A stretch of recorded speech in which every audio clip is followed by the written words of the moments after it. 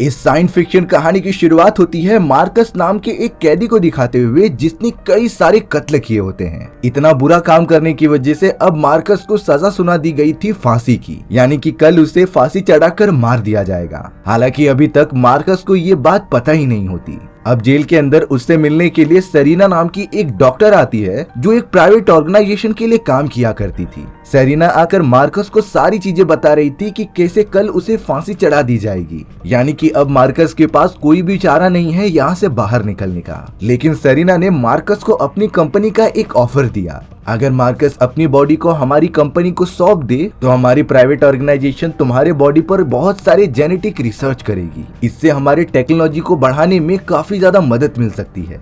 Marcus तो अब इस बारे में बहुत ही ज्यादा सोचने लगा होता है, लेकिन अगर वो इस ऑफर को मना कर देगा तो कल उसे फांसी हो जाएगी और वो एक बुरी मौत मरेगा। उसका मानना था कि वो मरे तो किसी की मदद भी हो, और अगर वो इस प्राइवेट कंपनी का ऑफर एक्सेप्ट कर लेगा तो वो किसी के हेल्प भी आ सकता था। इसीलिए अब मार्कस सेरिना को गले लगाकर ये ऑफर एक्सेप्ट कर लेता है। सेरिना ने तो सारे डॉक्यूमेंट्स मार्कस से साइन करवा लिए थे, और अब एक दिन बीतने के बाद मार्कस को फांसी नहीं चढ़ाया जा रहा था, बल्कि उसे तो प्राइवेट कंपनी में लेकर आ गए होते हैं जहां पर उसके ऊपर रिसर्च किए जा रहे थे। सबसे पहले मार्कस के बॉडी में लीथल नाम का एक लिक्विड डाल दिया जाता है जो एक तरह से कुछ टाइम के लिए ही मार्कस को मार देगा। अब उनकी प्राइवेट ऑर्गेनाइजेशन एकदम फ्रीली मार्कस के बॉडी पर अपनी जेनेटिक इंजीनियरिंग के टेस्ट कर सकती थी। अब हमें यहाँ प्रेजेंट टाइम का सीन दिखाया जा रहा था जहाँ बहुत सारी जंग चालू थी। ये जंग एडवांस रोबोट और इंसानों के बीच में हो रही होती है, जिसमें कि ऑब्वियसली आउट ऑफ कंट्रोल हुए रोबोट्स ही जीत रहे थे। तभी उस जगह पर जॉन कॉर्नर नाम का एक सोल्जर आ जाता है अपनी पूरी टीम को लेकर।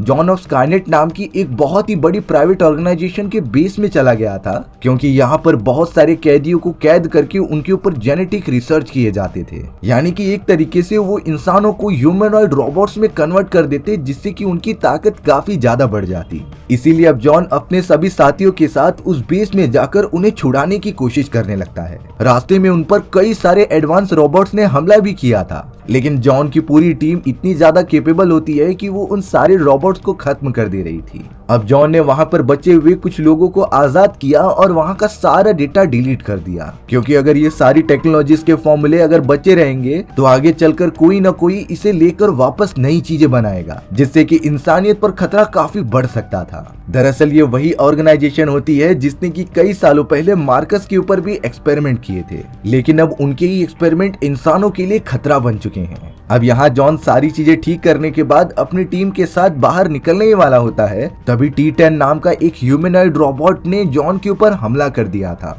इन एडवांस रोबोट को इन्हीं ऑर्गेनाइजेशन के अंदर बनाया गया होता है, जो इंसानों को मारने के लिए कुछ भी कर सकते थे। अब उस T10 रोबोट ने जॉन और उसके साथियों पर लगातार हमला भी करना स्टार्ट कर दिया था। जॉन कैसे भी अपने मेंबर्स को लेकर बाहर निकलता है और एक हेलीकॉप्टर के अंदर बैठकर वहां से भागने की भी कोशिश करता है, लेकिन तब तक उस T10 रोबोट ने एक मिसाइल छोड़कर उसके हेलीकॉप्टर को ही डैमेज कर दिया था, जिससे कि जॉन डायरेक्टली अब नीचे गिर जाता है। हालांकि थोड़ी देर आने के बाद जॉन को लग रहा था कि T10 रोबोट अब उसका पीछा नहीं करेगा, लेकिन अब उसके सामने T100 लिक्विड मैनिफाइड रोबोट आ जाता है, जो बाकी रोबोट्स के मुकाबले काफी ज्यादा बड़े और खतरनाक थे। T100 रोबोट ने जरा भी देरी ना करते हुए जॉन के ऊपर हमला कर दिया उसे खत्म करने के लिए। जॉन अब कैसे भी करके अपने डिस्ट्रॉय हुए हेलीकॉप्टर की तरफ बढ़ने लगता है, जिससे कि वो कोई हथियार ले ले। T100 ने तो लगभग उसे पकड़ ही लिया था, तभी जॉन के हाथ में एक वेपन आ जाता है, जिससे कि वो डायरेक्टली T100 को भून कर रख देता है। T100 तो वहीं पर मारा गया था, लेकिन उस धमाके के अंदर जॉन की भी हालत काफी ज्यादा नाजुक हो चुकी होती है। थोड़ी देर के अंदर अंदर बाकी सारे सोल्जर्स वहां आकर जॉन को रेस्क्यू करते हैं और उसे अपने बेस पर लेकर जाते हैं। अब जॉन की पूरी टीम उसे रेस्क्यू करके अपने लीडर के पास लेकर आ जाती है, जो समुद्र के अंदर अपना बेस बनाकर रहा करते थे। ये पूरी ऑर्गेनाइजेशन गवर्नमेंट द्वारा क्रिएट की गई थी उन सभी रोबोटिक और एआई टेक्नोलॉजी वाली कंपनीज को डिस्ट्रॉय करने के लिए, क्योंकि जब तक वो कंपनीज फॉर्मूले की मदद से एआई रोबोट तैयार करते जाएंगे तब तक सभी लोगों पर खतरा मंडराता ही रहेगा। जॉन कॉर्नर किसी भी तरीके से अपने बेस में पहुंच चुका था सीनियर्स के पास, जो उन्हें लास्ट बेस में मिले हुए सारे डॉक्यूमेंट्स और इन्फॉर्मेशन प्रोवाइड करता है। अगर वो सब इसी तरीके से स्काईनेट कंपनी के सारे बेस डिस्ट्रॉय कर देंगे तो शायद एआई रोबोट्स का कंजम्पशन काफी ज्यादा कम हो जाएगा। अब यहाँ काफी ज्यादा डिस्कशन करने के बाद जॉन के सीनियर्स ने उसे बताया कि अभी भी कुछ ऐसे एडवांस एआई रोबोट्स बचे हुए हैं जिन्हें की मारना बहुत ही ज्यादा मुश्किल था, और ये सारी चीजें स्काईनेट कंपनी ने पहले से ही प्लान करके रखी थी। उन सभी के टीम को अब एक मैसेज मिलता है जो कि एक दूसरे बेस से आ रहा था स्काईनेट कंपनी के, यानी कि अभी भी उनके कई सारे बेसेस मौजूद हैं जहां से एआई रोबोट्स को बनाया जा रहा था। इसीलिए अब जॉन को वो टास्क असाइन कर दिया जाता है कि वो स्काईनेट कंपनी के उस बेस को भी जाकर खत्म कर दें। लेकिन साथ ही साथ यहाँ जॉन के लिए एक बुरी खबर थी। वो कह रहे थे कि स्काईनेट कंपनी ने जितने भी एआई रोबोट तैयार किए थे उनके मेमोरीज के अंदर ब्लैक लिस्ट वाले आदमियों का नाम इंक्लूड कर दिया गया होता है, और उसमें से दूसरा नाम जॉन का था। यानी कि वो सारे एआई रोबोट जब भी जॉन को देखेंगे तो उसे जान से मारने के लिए आ जाएंगे। जॉन थोड़ा क्वेश्चन करने लगा होता है कि आखिर मेरा नाम दूसरा है तो पहला नाम किसका है। तब जाकर उसका सीनियर बताता है कि काइलिस नाम के एक आदमी को वो सबसे प्रायोरिटी पे मारना चाहते हैं। जॉन अब अपने सोल्जर्स की पूरी टीम के साथ निकल पड़ा था उस दूसरे बेस की तरफ। अब हमें वही डिस्ट्रॉय हुआ पहला बेस दिखाया जाता है जिसके अंदर से एक ह्यूमनॉइड रोबोट बाहर निकल रहा था। ये पूरी तरीके से इंसानों की तरह दिख रहा होता है। बॉडी पर अजीब तरीके के लिक्विड लगे होने की वजह से वो अच्छे से देख नहीं पा रहा था, लेकिन जब वो बाहर निकला तो रियलिटी में पता चलता है कि वो कोई और नहीं बल्कि मार्कस है, जो कई सालों पहले इस कंपनी में आया था। यानी कि वो अभी तक मरा नहीं होता। और जरूर स्काईनेट कंपनी के वैज्ञानिकों ने मार्कस के ऊपर अलग अलग टाइप के जेनेटिक एक्सपेरिमेंट किए थे, जिससे कि उसके अंदर कई सारी अजीब चीजें होने लगी होती हैं। फिलहाल तो मार्कस वहां से बाहर निकलकर कुछ कपड़े पहनता है और दूर चला जाता है। मार्कस को तो सिर्फ इतना याद था कि 2003 में उसे फांसी के बजाय इस कंपनी के अंदर एक्सपेरिमेंट के लिए लेकर आया गया था, और उसके बाद से जो भी हुआ मार्कस को याद ही नहीं होता। लेकिन अब यहाँ पर पूरे 20 साल बीत चुके थे, फिर भी मार्कस अब कैसे भी करके लॉस एंजलिस शहर में पहुंच जाता है। लेकिन वहाँ की भी हालत पूरी तरीके से खराब हो चुकी थी। स्काईनेट कंपनी द्वारा भेजे गए सारे एआई रोबोट्स ने इंसानों का खात्मा कर दिया होता है। अर्थव्यवस्था तो पूरी तरीके से बिखर चुकी थी। तभी मार्कस को थोड़ी ही दूर पर कोई चलता हुआ दिखाई दे रहा था। मार्कस उसके पास जाने लगा, लेकिन थोड़ी देर बाद पता चलता है कि वो कोई इंसान नहीं बल्कि एक एआई रोबोट है जिसका नाम T-600 था। इंसानों को देखकर उन रोबोट्स के माइंड में ऐसा फिट किया गया होता है कि वो उन्हें जान से मार दें। इसीलिए अब वो रोबोट मार्कस के ऊपर लगातार फायरिंग करने लगा था। लेकिन इससे पहले मार्कस को गोली लगती वहां पर काइलिस नाम का एक लड़का आ जाता है। ये वही काइलिस था जिसके बारे में जॉन के सीनियर्स बात कर रहे थे कि ये रोबोट्स के ब्लैक लिस्ट में सबसे पहले नंबर पर है। यानी कि स्काईनेट कंपनी इस लड़के को सबसे पहले मारना चाहती है। काइलिस के साथ एक छोटी लड़की भी थी जिसका नाम स्टार होता है। वो दोनों अब किसी भी तरीके से मार्कस की मदद करते हैं रोबोट से बचने के लिए, क्योंकि मार्कस को आइडिया ही नहीं था कि इन रोबोट से लड़ा कैसे जाए। बहुत ज्यादा कोशिश करने के बाद तीनों रोबोट से छुटकारा पाने में कामयाब हो जाते हैं। अब वो तीनों एक सेफ जगह पर आ गए थे। काइलिस मार्कस को सारी बातें बताता है कि कैसे स्काईनेट कंपनी ने हम इंसानों पर रोबोट से हमला करवा दिया, और अब पूरी दुनिया में बहुत ही कम इंसान बचे हैं जो कि उनसे लड़ाई कर सकते थे। लेकिन जॉन नाम का एक आदमी है जो अपनी पूरी ऑर्गेनाइजेशन के साथ इन रोबोट्स और स्काईनेट कंपनी के बेसिस को डिस्ट्रॉय करना चाहता था। काइलिस तो रेडियो के ऊपर जॉन द्वारा बनाई गई सारी स्ट्रेटजीज देखता था, लेकिन इस लड़ाई के दौरान उसका रेडियो अब टूट चुका होता है, जिसमें कि वो अब जॉन और उसकी टीम द्वारा बनाए गए सारे प्लान्स नहीं सुन पाएगा। लेकिन यहाँ मार्कस ने तुरंत ही रेडियो अपने हाथ में लिया और उसे अजीब तरीके से बनाने लगा। ताज्जुब की बात यह होती है कि जेनेटिक एक्सपेरिमेंट के बाद मार्कस की टेक्निकल स्किल और सोचने की क्षमता काफी बढ़ गई थी। वो तो रेडियो को बहुत ही कम टाइम में एकदम से ठीक कर देता है, जिससे कि वो सब जॉन की बातें सुन पा रहे थे। अब उन तीनों ने प्लान बनाया कि वो कैसे भी करके जॉन और उसकी टीम के पास पहुंचेंगे जिससे कि वो सेफ रहें। लेकिन वो जगह यहाँ से काफी ज्यादा दूर थी, इसीलिए उन्हें कोई व्हीकल की जरूरत पड़ेगी। तीनों पास ही में एक खराब पड़ी हुई कार के पास आ जाते हैं और उसे ठीक करने की कोशिश करने लगते हैं। स्टार और काइलिस तो मार्कस की इतनी अच्छी टेक्निकल स्किल देखकर तो काफी शॉक रह गए थे, क्योंकि मार्कस ने कार को भी कुछ ही मिनटों के अंदर अंदर ठीक कर दिया था। अब वो सब कार की मदद से जॉन के पास जा सकते हैं। लेकिन तभी ऊपर से एक एआई रोबोटिक ड्रोन आ चुका था जो लगातार उनकी कार के ऊपर फायर कर रहा होता है। मार्कस तुरंत ही काइलिस और स्टार को कार के अंदर बिठाता है और तेजी से भगाने लगता है। उसकी ड्राइविंग स्किल भी इतनी अच्छी हो चुकी थी कि वो बहुत ही जल्दी चकमा दे रहा था उस एआई ड्रोन को। काफी दूर तक आने के बाद वो तीनों गाड़ी से निकलकर एक सेफ जगह पर पहुंच जाते हैं। वो तीनों अब एक गैस स्टेशन के अंदर आ चुके थे जिसके अंदर कई सारे सर्वाइवर्स मौजूद होते हैं। ये वो सर्वाइवर्स थे जो एआई रोबोट्स यानी कि स्काईनेट कंपनी के अगेंस्ट खड़े होते हैं।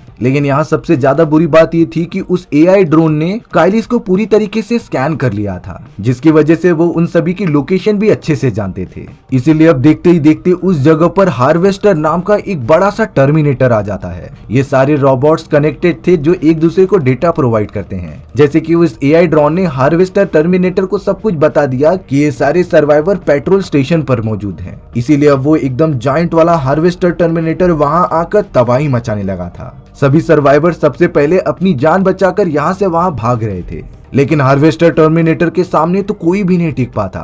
वो एक एक करके सारी चीजें डिस्ट्रॉय करता जा रहा था। बट यहाँ मार्कस ने काइलिस से बातें करते हुए ये कहा कि हम इस टर्मिनेटर को हरा सकते हैं। अगर हम एक ट्रक के अंदर बॉम्ब रख के उससे ब्लास्ट कर दिए तो टर्मिनेटर मारा जा सकता था। इसीलिए मार्कस और काइलिस इस प्लान को एग्जीक्यूट करने के लिए चले गए थे। वो दोनों डायरेक्टली एक ट्रक में बैठ जाते हैं और लगातार टर्मिनेटर के पैरों पर वार करते हैं। धमाका हो इससे पहले वो दोनों वहां से बाहर निकल चुके थे, जिससे कि वो टर्मिनेटर पूरी तरीके से ब्लास्ट हो जाता है। मार्कस और उसकी पूरी टीम को लग रहा था कि शायद वो बड़ा सा एआई रोबोट इस धमाके में मारा जा चुका होगा, लेकिन ये उन सभी की गलतफहमी होती है। वो बड़ा सा हार्वेस्टिंग टर्मिनेटर तो बाहर निकलता है और चारों तरफ दुगनी तेजी से तबाही मचाने लगता है। लेकिन तब तक मार्कस, काइलिस और स्टार एक दूसरी ट्रक में बैठकर काफी दूर चले गए थे।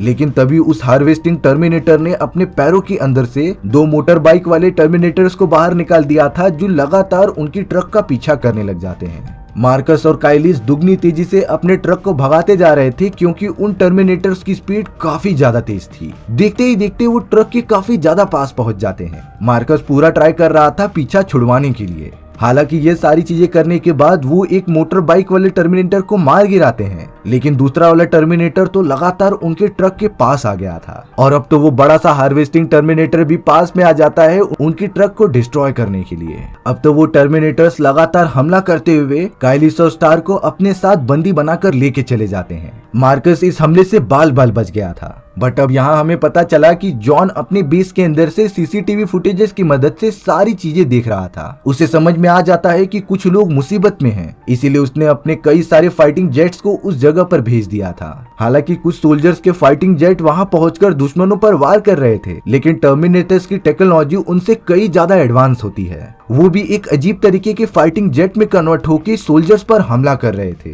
टर्मिनेटर्स यानी कि एआई रोबोट्स ने तो एक फाइटिंग जेट को तुरंत ही डिस्ट्रॉय कर दिया और वहीं दूसरा भी डिस्ट्रॉय हो जाता है, पर उसके अंदर जो सोल्जर्स मौजूद थी वो बाहर निकल गई थी। टर्मिनेटर्स को लगने लगा कि अब कोई भी इंसान बचा नहीं है, इसीलिए वो लोग वहां से चले जाते हैं। बट अब वो सोल्जर वहीं पर फंसी हुई थी जिसका नाम ब्लेयर होता है। लकीली मार्कस ब्लेयर के साथ मिल चुका था और उन दोनों की आपस में बात होने लग जाती है। ब्लेयर ने मार्कस को बताया कि मैं जॉन की टीम के लिए काम करती हूँ और अब मुझे किसी भी तरीके से उसके पास पहुंचना पड़ेगा। मार्कस तो खुश होकर कहने लगा कि मैं भी आखिरकार जॉन से मिलना चाहता हूँ, इसीलिए प्लीज तुम मुझे भी उसके पास लेकर चलो। इसीलिए अब वो दोनों निकल पड़ते हैं पास ही वाले बेस में, जो यहाँ से 2 दिन के वॉकिंग डिस्टेंस पर था। वो लोग लगातार अपने कदम बढ़ाते जा रहे थे, क्योंकि जगह जगह पर उन्हें कौन से टर्मिनेटर्स और एआई रोबोट मिल जाए इसका अंदाजा नहीं था, और अब तो उनके पास कोई हथियार भी नहीं होता है अपनी प्रोटेक्शन के लिए। अब वो दोनों चलते चलते एक बहुत ही बड़े माइनिंग फील्ड में पहुंच जाते हैं। उस जगह पर तो कई सारे खतरनाक माइंस लगे हुए थे, लेकिन ब्लेयर मार्कस को बताती है कि हम इंसानों को इन चीजों से डरने की जरूरत नहीं, क्योंकि इन माइंस के अंदर एक मैग्नेटिक फील्ड लगी हुई है जो सिर्फ तभी ब्लास्ट होती थी जब कोई रोबोट्स या फिर एआई टेक्नोलॉजी वाला कोई चीज उसके पास आए। इसीलिए अब कोई फिक्र न करते हुए वो दोनों तो माइनिंग फील्ड को क्रॉस करने लग जाते हैं। पर थोड़ी ही देर में ब्लेयर ने देखा कि एक माइन जाकर डायरेक्टली मार्कस के पैर पर चिपक गया है और तभी वहां एक बहुत ही बड़ा ब्लास्ट होता है। मार्कस उसमें काफी ज्यादा घायल हो चुका था। ब्लेयर उसे किसी भी तरीके से जॉन के पास लेकर आ जाती है अपने सीक्रेट बेस में। मार्कस की तो कॉन्शियसनेस वहीं पर चली गई थी। थोड़ी देर बाद जब वो अपनी आंखें खोलता है तो जॉन उसके सामने खड़ा था, जिसने कि मार्कस को पूरी तरीके से बांध रखा होता है। जॉन पूछ रहा था कि आखिर तुम क्या हो। तब जाकर मार्कस बताता है कि मैं तो एक इंसान हूँ, तुम लोगों ने मुझे क्यों पकड़ कर रखा है। तब जाकर जॉन इसका जवाब देता है कि जरा नीचे तो देखो। मार्कस ने जब अपनी बॉडी को देखा तब उसके अंदर मेटालिक चीजें लगी हुई थी जो किसी रोबोट्स के अंदर होती हैं। तब जाकर रियलिटी पता चली कि मार्कस एक साइबॉर्ग है, यानी कि आधा रोबोट और आधा इंसान। उसके बॉडी में सिर्फ उसका दिल और दिमाग ही इंसानों वाला था और सारी की सारी चीजें रोबोटिक होती हैं। और इसी वजह से माइनिंग फील्ड में जाते समय उसके ऊपर ब्लास्ट हो गया। लेकिन ब्लेयर को विश्वास ही नहीं हो रहा था, क्योंकि जब वो मार्कस से मिली थी तब वो उसे पूरा इंसान लगा था। लेकिन अब शायद जॉन मार्कस को यहीं पर कैद करके रखने वाला होता है, क्योंकि भले ये मार्कस आधा इंसान है पर वो आधा रोबोट भी था और ये हम सभी के लिए काफी खतरनाक हो सकता है। मार्कस को तो कई दिनों तक वहीं पर रखा गया और उसे टॉर्चर भी किया गया। बट ये सारी चीजें ब्लेयर को एक समय के बाद काफी अजीब लगने लगी। उसे महसूस हो रहा था मार्कस का दर्द जो उसे टॉर्चर करके मिल रहा है। इसीलिए एक रात ब्लेयर तुरंत आकर मार्कस को वहां से आजाद कर देती है। बट वहां सिक्योरिटी इतनी ज्यादा टाइट थी कि जॉन को इन सारी चीजों के बारे में पता चल गया था। ब्लेयर जैसे ही मार्कस को बचाकर वहां से बाहर निकलती तभी जॉन ने उन दोनों के ऊपर हमला करवा दिया था। ये धमाका इतना ज्यादा जानलेवा होता है कि ब्लेयर की उसमें मौत हो गई। लेकिन मार्कस जो एक साइबॉर्ग था वो पूरी तरीके से बच जाता है। लेकिन अब उस धमाके में जॉन जिस हेलीकॉप्टर में बैठा था उसे भी डैमेज होता है और वो डायरेक्टली पानी के अंदर आकर गिर जाती है। लेकिन पानी के अंदर भी कोई सेफ नहीं था, उसके अंदर तो हाइड्रोबॉट्स मौजूद थे जो जॉन पर हमला करने लग जाते हैं। तभी अचानक मार्कस वहां आ जाता है, जिसने कि जॉन की जान बचाई और उन हाइड्रोबॉट्स को खत्म कर दिया। अब वो किसी भी तरीके से जॉन को किनारे पर लेकर आ जाता है। यहाँ अब जॉन और मार्कस एक दूसरे से हाथ मिला लेते हैं कि वो दोनों एक दूसरे को नहीं मारेंगे। जॉन अब मार्कस से पूछने लगा था कि आखिर स्काईनेट ने तुम्हें यहाँ पर क्यों भेजा है। लेकिन ये सारी बातें तो मार्कस खुद भी जानना चाहता था और साथ ही साथ उसे अपने दो दोस्त काइलिस और स्टार को भी बचाना है स्काईनेट की कैद से। जॉन जैसे ही काइलिस का नाम सुनता है तब उसने मार्कस को परमिशन दे दी थी कि वो वहां पर चले जाए और हम भी तुम्हारी मदद करने के लिए जल्द से जल्द स्काईनेट के बेस में पहुंच जाएंगे। जॉन अब अपने सीनियर्स के पास आ गया था जो सारी डिटेल्स उन्हें प्रोवाइड करता है। तभी सीनियर्स ने जॉन को बताया कि हमें दूर कहीं से एक बेस की खबर मिली है जिस पर हम जल्द से जल्द न्यूक्लियर बॉम्ब ब्लास्ट करने वाले हैं। लेकिन जॉन को पता था कि वहां काइलिस और स्टार मौजूद हो सकते हैं, इसीलिए उसने अपने सीनियर्स को ये बताया कि वहां अभी हमला मत करो, क्योंकि स्काईनेट के उस बेस पर कई सारे कैदी मौजूद हैं जो पूरी तरीके से बेकसूर थे। इसीलिए सबसे पहले हमें वहां पर जाकर उन लोगों को बचाना होगा। अब इस बात से सोल्जर्स की पूरी टीम जॉन के साथ मिल चुकी थी। वो सब एकजुट होकर मासूम लोगों को बचाने के लिए निकल पड़ते हैं। वहीं दूसरी तरफ अब मार्कस स्काईनेट के उस बेस में पहुंच गया था जहां पर सभी को एंट्री नहीं होती। लेकिन मार्कस खुद एक साइबॉर्ग था, इसीलिए वहां का सिस्टम उसे पहचानता नहीं। मार्कस तो आसानी से अंदर घुस चुका था। अब वो एक कंट्रोल सिस्टम में आकर उसे हैक करने की कोशिश करता है जिससे कि ये सारी चीजें रुक जाएं, क्योंकि मार्कस को किसी भी तरीके से काइलिस और स्टार को बचाना था। बट अचानक सिस्टम के अंदर कुछ चेंजेस होने लग गए थे। तभी मार्कस को एक आवाज आती है जो थी डॉक्टर सेलिना की, यानी कि सेलिना का एआई अभी भी उसके अंदर मौजूद था, जो मार्कस को बता रहा होता है कि हमने जिस तरीके से तुम्हें बनाया था तुमने हमारे सारे काम कर दिए हैं। मार्कस नहीं समझ पाता कि आखिर उसने क्या किया। तब जाकर डॉक्टर सेरेना बताती है कि तुमने जाने अनजाने में काइलिस को ढूंढ लिया और जॉन और उसके बेस की सारी इंफॉर्मेशन भी प्रोवाइड कर दी। तुम्हारे ही सिस्टम के अंदर से उन सभी को गलत मैसेज गया था कि हमारा बेस यहाँ पर मौजूद है, जिससे कि जॉन के सीनियर्स जब न्यूक्लियर फायर करेंगे तब हमारी हैकिंग की मदद से हम उनके ही वार उन पर अप्लाई कर देंगे। और अब शायद मार्कस की वजह से जॉन भी यहाँ पर आने वाला है, जिससे कि वो लोग उसे भी मार देंगे। मार्कस शॉक हो चुका था कि उसने ये सारी चीजें क्यों कर दी। यहाँ जॉन भी अब इस बेस में पहुंच चुका था जो अपनी पूरी टीम के साथ आया हुआ होता है। बट मार्कस को एक्चुअल में पता था कि ये सारा प्लान तो स्काईनेट और उसके एआई टेक्नोलॉजीज ने किया है। मार्कस तो सबसे पहले किसी भी तरीके से काइलिस और स्टार को ढूंढने लगा पूरे बेस में घूमकर। बट वहीं जॉन के सामने अब T-800 नाम का टर्मिनेटर आ गया था, जो और कोई नहीं बल्कि आर्नोल्ड था। स्काईनेट कंपनी ने तो T-800 सीरीज के सारे टर्मिनेटर्स को आर्नोल्ड के शरीर का ही बनाया होता है। T-800 यानी कि आर्नोल्ड काफी ज्यादा ताकतवर लग रहा था और अब वो डायरेक्टली आगे बढ़ने लगता है जॉन के सामने उसे जान से मारने के लिए। जॉन तो लगातार अपने वेपन्स के साथ उसके ऊपर फायर करता है, जिससे कि आर्नोल्ड की ऊपर की पूरी बॉडी जल चुकी थी। लेकिन अब उसके अंदर मौजूद टर्मिनेटर काफी गुस्से में बाहर निकलता है जॉन की तरफ डैमेज पहुंचाने के लिए। शुरुआत में उसने जॉन को काफी ज्यादा मारा, पर देखते ही देखते वहां अब मार्कस पहुंच जाता है उसकी मदद करने के लिए। मार्कस और T-800 के बीच एक घमासान लड़ाई चालू हो गई थी जो एक अलग ही जोन में जा रही होती है। हालांकि मार्कस के बॉडी में इंसानी दिल और दिमाग मौजूद है, लेकिन उसकी बाकी बॉडी एक साइबॉर्ग यानी कि उसी टर्मिनेटर जैसी थी। इसीलिए मार्कस T-800 को काफी अच्छी टक्कर भी दे पा रहा था। यहाँ पर अब जॉन किसी भी तरीके से काइलिस और स्टार के पास पहुंच जाता है, लेकिन अब उन्हें किसी भी तरीके से मार्कस की हेल्प करनी पड़ेगी और इस पूरे सेंटर को डिस्ट्रॉय करना पड़ेगा। तभी जॉन की नजर एक फ्यूल सेल पर जाती है जो हर एक टर्मिनेटर के बॉडी में लगाई जाती थी। जॉन को इतना पता था कि ये फ्यूल सेल को अगर कंबाइन कर दिया जाए तो ये किसी न्यूक्लियर बॉम्ब की तरह बड़ी तबाही कर सकते थे। इसीलिए अब जॉन उन सारे फ्यूल सेल्स को जमा करके न्यूक्लियर बॉम्ब जैसा पावरफुल डैमेज देने वाला बॉम्ब बनाने लगा। लेकिन T-800 अभी भी जॉन के पीछे पड़ा हुआ था, बट मार्कस उसकी प्रोटेक्शन करते हुए T-800 से लगातार फाइट कर रहा होता है। एक समय देखने पर ऐसा लग रहा था कि मार्कस ने T-800 को चकमा देकर उसे मार ही दिया है, पर तभी T-800 ने मार्कस की पूरी बॉडी को स्कैन किया, जिससे कि उसे पता चलता है कि मार्कस की बॉडी में उसका दिल और दिमाग इंसानों का है। इसीलिए T-800 ने बहुत ही जोर से उसके दिल पर वार किया, जिससे कि मार्कस को काफी डैमेज होता है और वो दूर जाकर गिर जाता है। मार्कस पूरी तरीके से अनकॉन्शियस पड़ा हुआ था, पर तभी T-800 की नजर काइलिस पर गई, जो उनके लिस्ट में सबसे नंबर 1 किलर पर होता है। इसीलिए वो उसे ढूंढने के लिए लगातार चारों तरफ जाने लगा। जॉन जल्द से जल्द मार्कस के पास आता है और उसे किसी भी तरीके से बचाता है। मार्कस की सांसें बिल्कुल भी नहीं चल रही थी,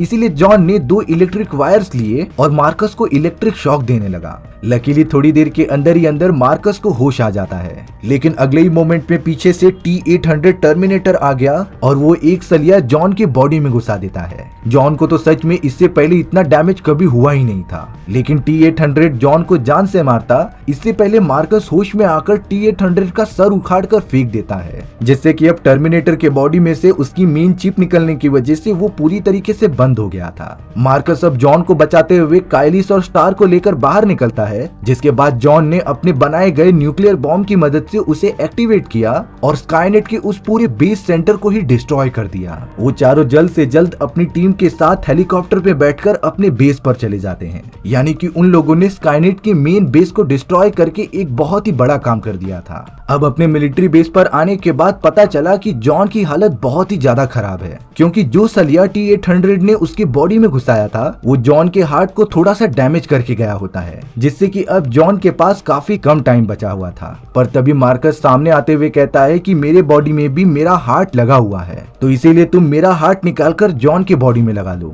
क्योंकि अब मेरी कोई जिंदगी बची नहीं थी। मुझे मेरे सवालों के जवाब मिल गए और मैंने अपना बदला भी ले लिया। ज्यादा देर न करते हुए जॉन का हार्ट ट्रांसप्लांट हो जाता है, जिससे कि वो फिर से एकदम पहले जैसा हो गया था। यानी कि मार्कस के इतने बड़े कुर्बानी के कारण जॉन की जान अब तक बची हुई है। और इस तरीके से हमारी ये कहानी यहीं पर खत्म हो चुकी थी। सो व्यूअर्स, आपको ये स्टोरी कैसी लगी कमेंट सेक्शन में बताना भूलना मत। और अगर आपको मेरा एक्सप्लेनेशन 1% भी अच्छा लगा होगा ना, तो वीडियो को लाइक एंड चैनल को सब्सक्राइब जरूर कर देना। मिलते हैं इसी तरीके की मजेदार वीडियोस में, तब तक के लिए बाय बाय।